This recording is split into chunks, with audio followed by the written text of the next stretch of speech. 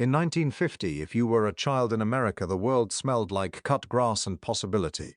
It smelled like your mother's kitchen on a Sunday morning, butter melting in a cast-iron pan, the radio murmuring from the counter, your father's coffee sitting in its cup on the table next to the newspaper he had not yet opened.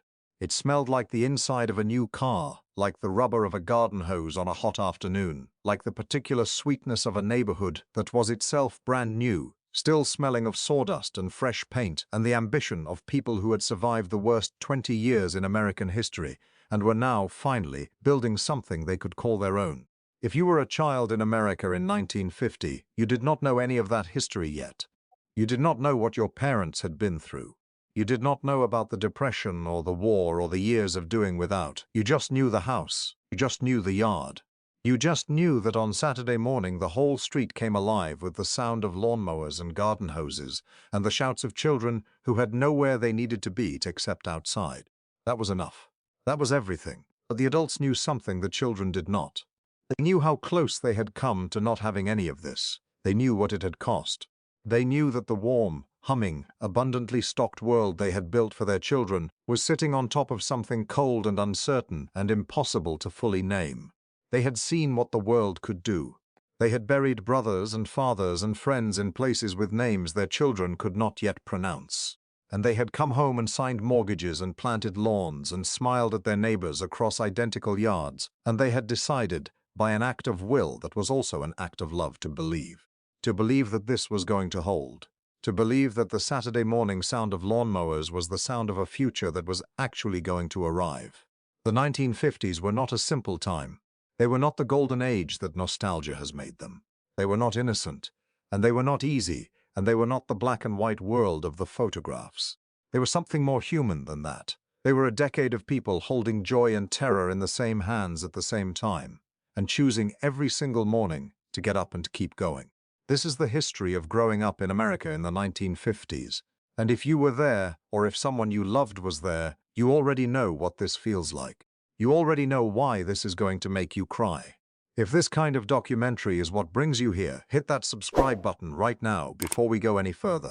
Every week we go deep into the decades that built this country and the people who live them. Subscribe and turn on that notification bell so you never miss a single one. Now let us go back. We stepped into 1950 with our chins up and our sleeves rolled and our eyes wide open.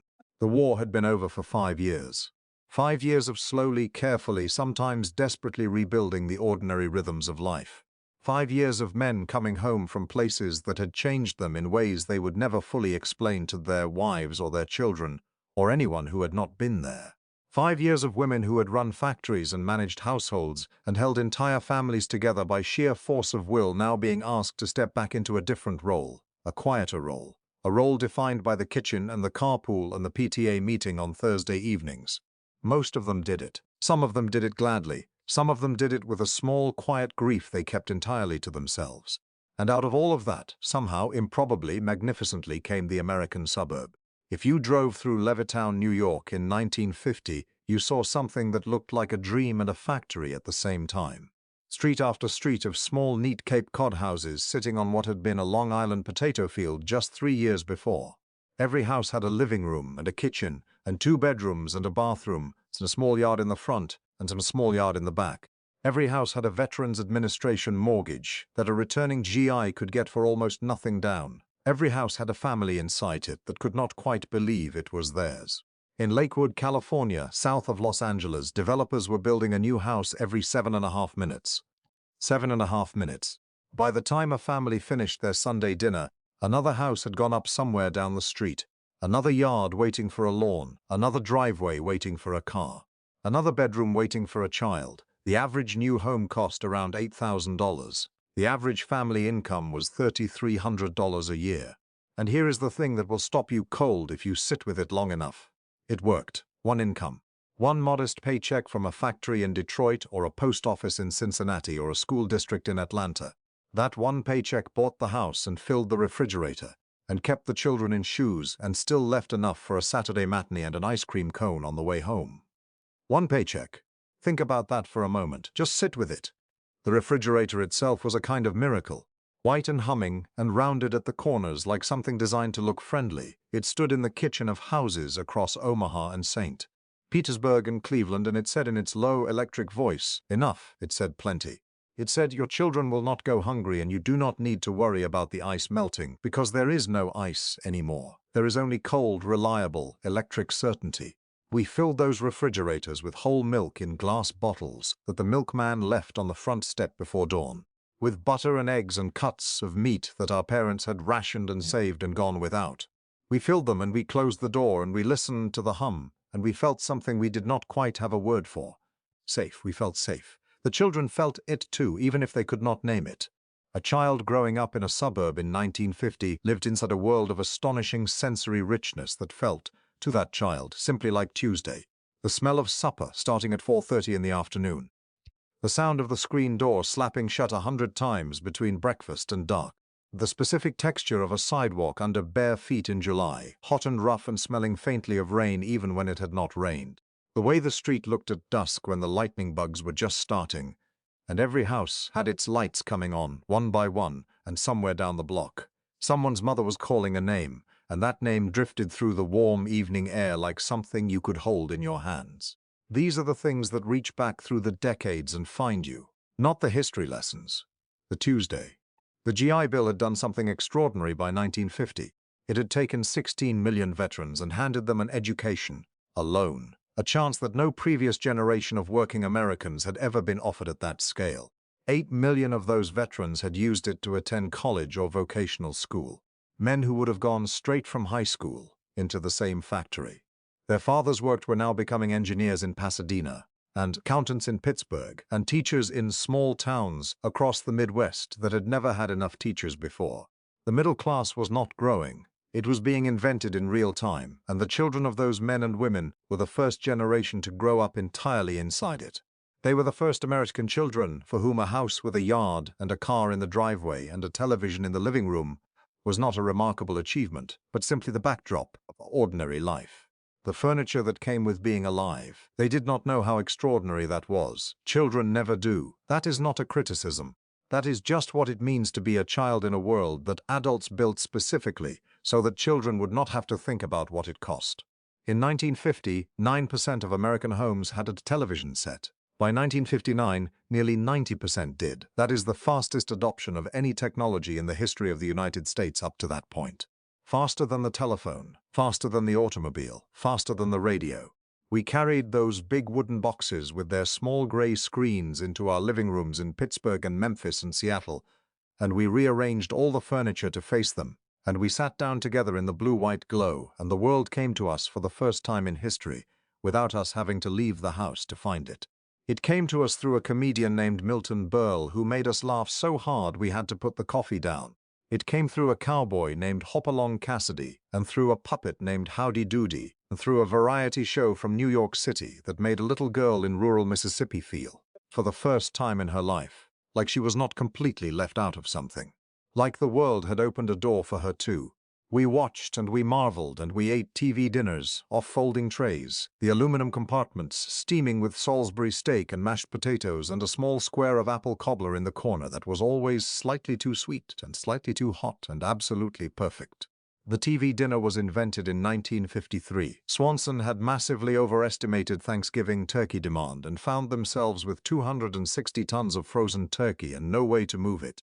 A salesman named Jerry Thomas came up with the solution. Compartmentalized aluminum trays, pre-packaged and frozen, designed to be slid into the oven for 25 minutes and carried to the living room on a folding tray. The first one cost 98 cents. A child eating a TV dinner off a folding tray in the blue glow of the television in 1953 was participating in something entirely new in human history. An entire generation, in entirely new houses, in entirely new neighborhoods, eating an entirely new kind of food while watching an entirely new kind of entertainment delivered by an entirely new kind of technology. They thought they were just having supper. We thought it was the future. We were not wrong. But we also thought the future was going to be simple, and that is where we made our mistake. Because in June of 1950, while men in Lakewood, California, were framing new houses and women in Chicago were ordering living room furniture from the Sears catalog, the world tore itself open again. North Korea crossed the 38th parallel with 75,000 soldiers and Soviet-supplied tanks. And within days, President Truman had committed American forces to a war in a country that most Americans could not have found on a map if their lives depended on it. We had been home 5 years, and the boys were packing again. In towns across America, mothers did what mothers had done in 1942 and 1943 and 1944. They pressed their sons' uniforms with hands that remembered the last time they had done this. They wrote addresses on envelopes. They stood on train platforms in Cincinnati and Portland and Birmingham and Raleigh and watched the trains pull away into gray mornings and tried not to let their faces show what their hearts were doing. Because the children were watching, and the children were always watching. And what a mother's face said in that moment was something a child carried for the rest of their life. We knew that feeling. We had only just gotten over that feeling now. Here it was again, sitting in the kitchen, looking at us over the rim of the coffee cup. The war in Korea was brutal in ways that never fully made it into the history books or the evening news. American soldiers fought in temperatures that dropped to 35 degrees below zero in the mountains near the Chosin Reservoir in North Korea. Marines from the 1st Division fought their way 78 miles through surrounding enemy forces in conditions so extreme that rifle bolts froze and morphine syringes had to be held in the mouth to thaw before they could be used on the wounded. Men lost fingers and toes to the cold before they ever got close enough to the enemy to lose anything else. 54,000 Americans died before the armistice was signed in July of 1953. We filed that grief away the way we filed most grief in those years, quietly, behind the eyes. In the place where you put things that are too heavy to carry openly, but too important to ever fully put down. The percolator still bubbled at 6 in the morning. The kids still needed breakfast. The car still needed gas. Life was a river, and it did not stop for grief, and we were not people who went under when the current got strong. We kept our heads up. We kept going. That is what that generation did. It is perhaps the most remarkable thing about them. If this documentary is reaching back into something you have not visited in a long time, do us one favor right now. Hit that like button. It costs you nothing, and it helps more people find this history. And this history deserves to be found by as many people as possible. We moved into 1951 and 1952, carrying Korea in one pocket and prosperity in the other, and somehow we managed to hold both without dropping either. The economy kept climbing. Detroit kept building cars, and the cars kept getting more extraordinary with every passing year. In 1950, Americans bought 6.5 million new automobiles. By 1955, that number had climbed to nearly 8 million. The designs were getting longer and lower, and more extravagant, as if the engineers had been told that restraint was somehow un-American. Tail fins appeared on Cadillacs and spread across the industry like a gorgeous chrome-plated rumor about the future. By the mid-50s, the tail fin on a Cadillac Eldorado was so dramatically unnecessary that it could make a grown man stop dead in the middle of a parking lot in Houston, Texas, and just look at it the way you look at something that has no practical justification whatsoever, and is magnificent precisely because of that. A child in the back seat of one of those cars in the summer of 1955 was living inside one of the most purely American experiences ever constructed. The windows down because air conditioning was still a luxury most families did not have. The vinyl seat hot against bare legs. The road atlas spread open on the mother's lap. The Burma Shave signs counting down the miles in small red jokes along the highway shoulder. The particular and specific restlessness of a child in a back seat who absolutely needs to stop but knows better than to say so again so soon after the last time. And outside the window, America passing by in all its impossible variety. The flat straight roads of Kansas running to a horizon that seemed to be moving away as fast as you moved toward it. The mountains of Colorado appearing suddenly after hours of plains like something that had no right to be that large. The red clay of Georgia, the swamps of Louisiana. The particular golden light of late afternoon on the highways of Tennessee that made everything look like it was being filmed by someone who understood exactly how beautiful this country could be when the light was right. The Federal Aid Highway Act of 1956 authorized 41,000 miles of interstate highway, the largest public works project in the history of the United States to that point. President Eisenhower had seen the German Autobahn during the war and understood what a connected nation looked like. Now America was building its own version. Through the Sonoran Desert of Arizona and over the peaks of Colorado and across the wheat fields of Kansas And through the river valleys of the Appalachians, we poured concrete and painted lines and connected the country to itself in a way that permanently changed what it meant to be an American.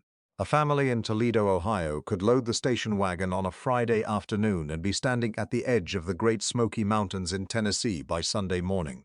A salesman in Dallas could make it to Phoenix and back in a week. The country got smaller in the best possible way, and its children grew up believing that the entire continent was theirs to move through, as if America itself was a gift that had been handed to them personally, which in a very real sense it had been. But while we were building highways and filling refrigerators and putting tail fins on everything, something else was building underneath all of it. Something that no highway could outrun, and no refrigerator could keep cold enough, and no tail fin was aerodynamic enough to escape.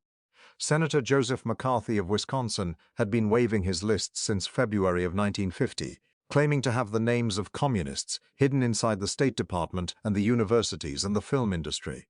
By 1953 and 1954, the fear he had planted had grown into something institutional and cold and self-sustaining. The House Un-American Activities Committee was calling witnesses in Washington, and the names of writers and actors and school teachers and union organizers were being read into the public record, and careers were ending with a single accusation that did not need to be proven to do its damage. In Hollywood, people stopped returning certain phone calls without explaining why. In New York, professors walked past colleagues they had known for years and kept their eyes carefully forward. In small towns across Ohio and Indiana and Michigan, a man who had attended the wrong meeting or read the wrong book or signed the wrong petition 10 years ago now lay awake at 3 in the morning listening to the House settle and wondering if someone somewhere had said something about him to someone else. The paranoia did not announce itself with a loudspeaker. It spread the way groundwater spreads, low and patient and finding every crack in every foundation. And the children sat in their classrooms in Spokane, Washington's, Rhode Island, and Memphis, Tennessee, and did not know any of this. They knew something was wrong sometimes, the way children always know something is wrong without being told, through the quality of the silence at the dinner table and the way adults sometimes changed the subject when certain things came on the news. But mostly they knew the classroom and the schoolyard and the walk home and the screen door and the smell of 4:30 in the afternoon. And then once or twice a week they knew something else. They knew the duck and cover drill. At a signal from the teacher, they slid out of their chairs and crawled under their wooden desks and tucked their chins to their chests and covered the backs of their necks with their small hands. The government had made films about it.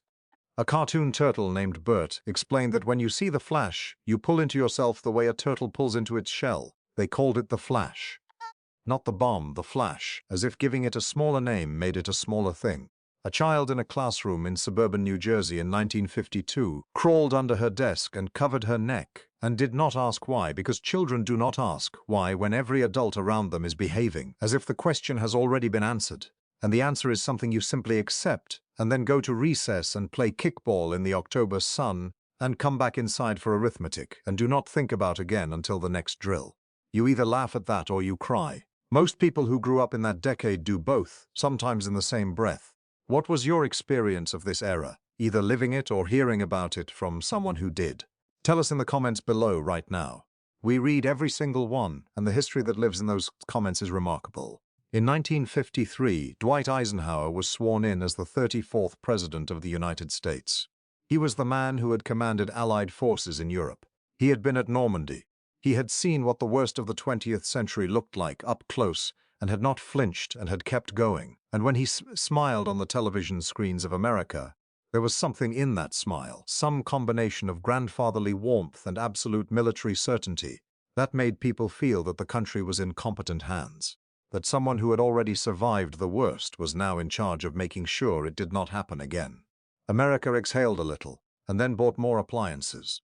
The American kitchen of 1953 was a different room than it had been in 1943, where there had been rationing books and iceboxes and washboards. There were now electric ranges and stand mixers and automatic washing machines that did in 40 minutes what had taken a woman an entire Monday morning, with a washboard and a wringer. The washing machine alone represented a transfer of labor so significant that it is difficult to fully calculate what it gave back to the women of that generation in terms of time and physical energy, and the simple human dignity of not spending a third of every week doing laundry by hand. We bought these things, and we brought them home, and we plugged them in, and we marveled at them the way you marvel at something that works exactly the way it promised to work. A child in that kitchen in 1953 took all of it entirely for granted. The hum of the refrigerator, the gurgle of the percolator, the satisfying spring of the toaster. These were not miracles to that child. They were Tuesday. They were just what a kitchen sounded like. That innocence is what makes it beautiful. That innocence is also what makes it heartbreaking when you understand what it cost the generation that built it. We moved through 1954, and the Supreme Court of the United States handed down its decision in Brown versus the Board of Education of Topeka, Kansas. A man named Oliver Brown had wanted his daughter Linda to attend the elementary school 7 blocks from their house, rather than the segregated school a mile away across a railroad switching yard.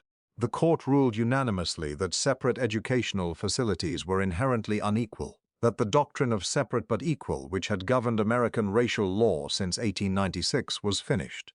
On paper. What happened in practice was slower and harder and more violent than any court decision could fully account for. In Montgomery, Alabama, on the evening of December 1, 1955, a woman named Rosa Parks was 42 years old and tired in every sense of that word when she refused to give up her seat to a white man on a city bus and was arrested. In the days that followed, 40,000 black residents of Montgomery refused to ride the city buses. They walked to work in the Alabama heat. They organized carpools. They stood at the sides of roads in the rain, waiting for rides, from neighbors they barely knew, from strangers who had looked at what was happening and decided that standing at the side of a road in the rain was a form of dignity worth practicing. They did this for 381 days. The boycott produced a 26-year-old Baptist minister named Martin Luther King Jr., who stepped to a microphone and found a voice that the country was not ready for and could not stop listening to. In the summer of 1955, a 14-year-old boy from Chicago named Emmett Till was visiting relatives in Money, Mississippi. He was a child. He had a mother at home in Chicago who loved him and a life ahead of him that he had barely started. He was murdered for allegedly whistling at a white woman in a grocery store. His mother, Mamie Till, made a decision that required a quality of courage I do not have adequate words for. She insisted on an open casket at his funeral in Chicago because she wanted the world to see what had been done to her son. She wanted no one to be able to look away from it. 50,000 people came to the funeral home on the south side of Chicago. 50,000 people stood in line to bear witness. Jet magazine published the photographs. The images went around the world. And something in the moral conscience of America that had been managing, through great effort and selective attention, to not fully see what was happening inside its own borders, looked at those photographs and found that the selective attention was no longer possible. A white child in a suburb somewhere in Ohio or Minnesota, reading those photographs in a magazine on the coffee table, felt something they could not name and could not put down and would carry in some form for the rest of their lives. Something that was the beginning of understanding that the comfortable, carpeted, television-lit, lawnmower humming world they were growing up in was not the whole country, was not even close to the whole country for a very large number of the people living in it. In September of 1957, 9 black students in Little Rock, Arkansas, attempted to enter Central High School on the first day of the school year. The governor of Arkansas called out the Arkansas National Guard to prevent them from entering. A mob gathered on the sidewalk in front of the school. A 15-year-old girl named Elizabeth Eckford had not received the message that the group of 9 was supposed to arrive together. She arrived alone. She wore a black and white dress she had made herself, because it was the first day of school, and she had wanted to look right for the first day of school. She carried her notebook. She walked toward the entrance of the school alone, and the National Guard turned her away, and the crowd pressed around her, screaming, and she made her way to a bench at a nearby bus stop and sat down and waited, and the mob continued around her, and a white woman she did not know came and sat beside her and put her hand on her arm and stayed there. The photographs of Elizabeth Eckford's face taken that morning in Little Rock are among the most consequential photographs ever taken on American soil. What her expression contained in that moment, the simultaneous presence of terror and absolute dignity, said more about what America was actually asking of some of its citizens than any editorial or speech or piece of legislation could have managed. President Eisenhower, the man with the grandfather's smile, sent the 101st Airborne Division to Little Rock, the same paratroopers who had jumped into the darkness over Normandy. Now they were escorting children to arithmetic class in Arkansas. We watched it on television, in our living rooms. in our comfortable, newly carpeted, appliance-filled houses across a country that was telling itself one thing and doing another, and something shifted in us when we watched it. Something that did not yet have a name but was going to spend the next decade finding one. In October of 1957, a small metal sphere roughly the size of a beach ball was launched into orbit from a site in the Soviet Union. It weighed 183 pounds. It circled the Earth every 96 minutes, and it emitted a radio signal that anyone with the right equipment anywhere on Earth could pick up. Beep, beep, beep. A child in 1957 could go outside on a clear night and watch it move across the sky. A point of light, steadier than a plane, slower than a shooting star, crossing from one horizon to the other in a few minutes and disappearing into the dark. It was the most frightening thing that decade had produced, that made no sound you could hear without a radio and caused no immediate damage you could see or measure. Because if the Soviets could put something in orbit, they could put something else up there. Something that did not beep, something that arrived without warning and left nothing standing. In Huntsville, Alabama, where the engineers and scientists who were already working on American rockets lived and worked, the news of Sputnik landed with a specific, technical, informed dread that was worse than the general public's fear, because it was more precisely calibrated to what the achievement actually meant. In the halls of Congress, it landed like a physical blow. In schools across the country, it landed as new science requirements and new mathematics requirements, and a sudden seriousness about academic achievement that had not been there the week before Sputnik went up. Families began building fallout shelters. In backyards in suburban New Jersey and in the hills east of Denver and the basements of schools in every state in the country, people stacked canned goods and water jugs and tried to work out the arithmetic of survival. How long underground? What they would come back up to? Whether coming back up was something you planned for or simply hoped for. Some families in Phoenix, Arizona built concrete shelters under their patios, steel doors. Enough provisions for 2 weeks, as if 2 weeks was a number that meant something in the context of nuclear war, as if after 2 weeks you simply opened the door and walked back into a world that was waiting for you. We did not tell the children what the shelters were actually for. We told them it was preparation. We told them it was caution. We tucked them into their beds and turned off the lamp and walked down the hall and sat in the kitchen and held the things we could not say out loud because some fears, if you give them language, become too large to continue living alongside. So we held them silently in the kitchen at 3 in the morning, with the refrigerator humming its low, reliable, completely indifferent hum in the corner. And in the morning we made breakfast and sent the children to school. A child growing up in America in the late 1950s was growing up inside a contradiction so large and so fundamental that it required the entire architecture of suburban life to contain it. The contradiction between how good everything was and how quickly everything could end, between the tail fins and the fallout shelters, between the TV dinner and the duck and cover drill, between the drive-in on Friday night and the knowledge, low and constant and never quite absent, that the light in the sky they were watching the movie under could one day be a different kind of light entirely. That contradiction did not break them. It shaped them in ways that took decades to fully understand. In 1957, there were 4,000 drive-in movie theaters operating across the United States. In Charlotte, North Carolina, and in Burbank, California, and in the flat, wide country outside Tulsa, Oklahoma, families loaded into their station wagons after supper on summer evenings and drove to a field with a screen the size of a building and speaker posts in neat rows and a concession stand that smelled like popcorn and hot dogs, and the particular sweetness of a summer night when you are a child and it is not yet time to go home. The children fell asleep in the back seat before the second feature, every time, without exception. They started out determined to stay awake and were gone within 20 minutes of the first feature ending, and that was exactly right. That was exactly as it should have been. Because the drive-in was not actually for the children. The drive-in was for the parents. It was 2 hours in the front seat of the family car, in the dark, in a field full of other families watching something large and uncomplicated happen on a screen, while the children slept in the back and the night pressed warm against the glass, and nobody talked about anything that mattered. That was how that generation managed. That was the specific mechanism by which they kept choosing ordinary life over the weight of everything they knew. 2 hours at the drive-in, a bag of popcorn, the children asleep in the back, the summer night outside the window, the movie ending and the drive home through streets that were quiet and lit and entirely theirs.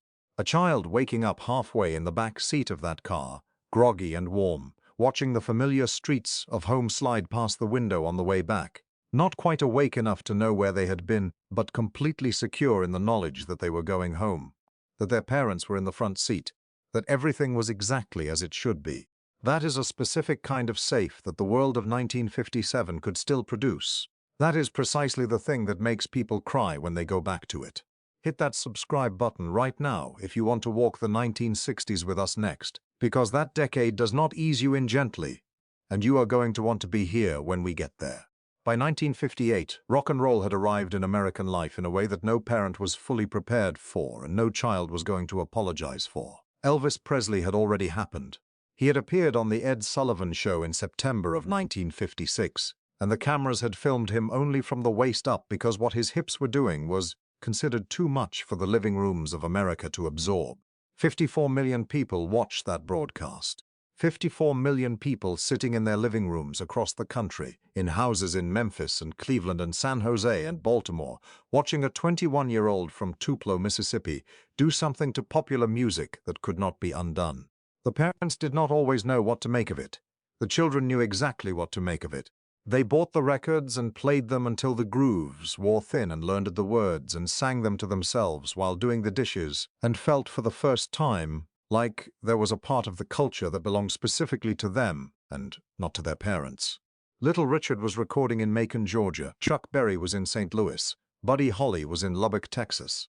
The music was arriving from all directions at once, from cities and small towns across the South and the Midwest, and it was loud and it was joyful and it was something that a child in 1957 could feel in their chest before they could explain it with any words at all. That feeling, the specific physical fact of music that reaches you before your brain catches up. A generation of American children felt it for the first time in the late 1950s, in living rooms and at school dances in gymnasium halls in towns from Spokane to Savannah, and it changed permanently what they expected from life itself. And that change was not just musical.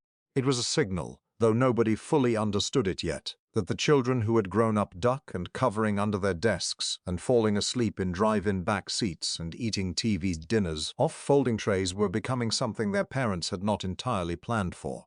They were becoming a generation with their own voice, their own sound, their own sense of what America was supposed to be and what it had not yet managed to become.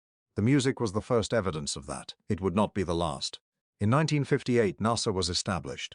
The National Aeronautics and Space Administration opened its doors in October of that year, the direct consequence of Sputnik and the cold shock of realizing that the Soviet Union had reached space first. In Houston, Texas, and in Cape Canaveral, Florida, and in research facilities across the country, scientists and engineers who had spent the war building weapons were now turning their attention upward, toward space, toward something that felt in the late months of 1958 like the only race that truly mattered. A child in 1958 who looked up at the night sky was looking at something that adults were now treating as a battlefield. The stars had not changed, the sky had not changed, but what human beings understood about what was possible up there had changed completely, and the children who grew up staring at that sky in the late 1950s were the generation that would eventually watch a man step onto the surface of the moon and understand, in a way no generation before them ever had, exactly what it meant for the impossible to become Tuesday. By 1959, the American kitchen had become something that would have looked like pure science fiction to a woman standing in her kitchen in 1935. In houses across Shaker Heights, Ohio, and Pasadena, California, and the growing subdivisions outside Atlanta, Georgia, the kitchen now contained an electric refrigerator, and an automatic washing machine and a dishwasher, and a garbage disposal and an electric range, and a stand mixer, and a percolator, and a toaster, and a freezer stocked with enough food to last 3 weeks. 3 weeks, underground if it came to that. The same freezer that held the future also held the fear. They lived in the same appliance, they hummed the same hum. And the woman who loaded that freezer knew both things simultaneously, and did not speak of either one at the breakfast table, because the children were there, and the children were going to school, and the children did not need to carry what the adults were carrying. In July of 1959, Vice President Richard Nixon stood in a model American kitchen that had been constructed inside an exhibition hall in Moscow, of all the places on Earth, and he argued with Soviet Premier Nikita Khrushchev about washing machines. The entire exchange was filmed and broadcast, and Americans across the country watched their vice president stand next to a dishwasher in Russia, and argue that the abundance of the American kitchen was the proof of the superiority of the American system. And Khrushchev poked his finger at Nixon's chest and told him the Soviet Union would surpass America in every measure within 7 years. We watched this exchange in our kitchens, next to our own dishwashers, and we felt what had become by 1959 essentially the permanent emotional condition of the American decade, equal parts pride and terror. The pride of having built something extraordinary, and the terror of knowing that something extraordinary was also being built on the other side of the world, aimed at everything we loved.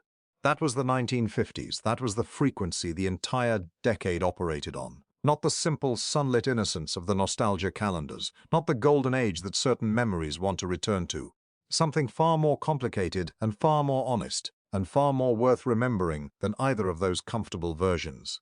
A decade of people who had survived the worst 20 years in modern history and come out the other side and built something with their hands. Houses and highways and refrigerators and television sets and tail-finned automobiles and new schools in new suburbs, in new cities that had not existed a decade before. They had built all of it while carrying things they could not say at the breakfast table, while holding fears they could not show on train platforms, while watching things on their brand new televisions that asked questions about their country they were not yet sure how to answer. They held the joy and the terror in the same hands, every single day, for 10 years, and then they got up and made breakfast and sent the children to school.